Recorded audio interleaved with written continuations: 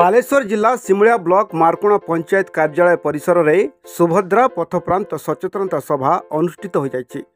Simulia CDPO Smita पंडा नेतृत्व में अनुष्ठित यह कार्यक्रम में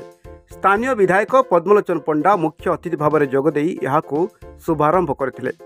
अन्यमानक मध्यरे ब्लॉक अध्यक्ष Babaji Charan Mallik, BPM OLM Bandita Behera, BJP महिला सभानेत्री भारती मल्लिक, सुपरभाइजर बासंती पंडा प्रमुख जोगदे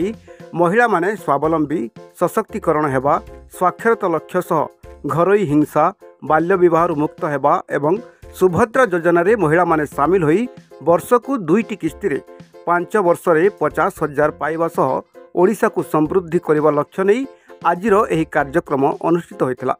एथिरे विभिन्न अंगनवाड़ी कर्मी, सहायिका, स्वयं सहायिका गोष्ठी महिला, सुभद्रा हिताधिकारी महिला माने सामिल होइतिले। आज सिमुलिया ब्लॉक रे आमर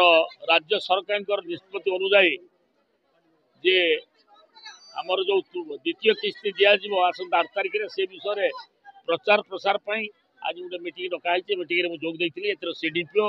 आमर बहु अंगनवाड़ी कर्मी जोग देती। आमर कार्यक्रम जोटा कि गत निर्वाचन समय रे आमे कथा दे कथा रखिलु जहाँ कही गुटी गुटी कार्यकारी करूँ ये महिला मान दिहता जो ये सुभद्रा कार्यक्रम मुख्य हूँ सुभद्रा एवं पर हेड 10,000 लेखाएं गत थर 2 दिन किस्त दिखाई। एथर मत आसंता 8 तारिख में दिया किस्ती लोक को जो मान भी ना नाई भूल रही जाइए ना को जोड़ापी कहुई एवं से जोड़ा सब परिवार सुभद्रा पाइबे कई जड़े वंचित हेनी। तेणु आज आम जोगदेली आम सभा प्लस जो गायक गीत गायकी प्रचार प्रसार करवा सुभद्रा योजना ये कार्यक्रम आज आमर आज अंतरार अच्छी आमर बालीखंडर अच्छी पुणी आमर ये रही कौन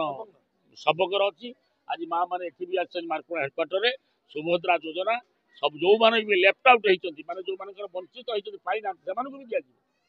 सब परिवार गोटे परिवार 10 जन महिला अच्छा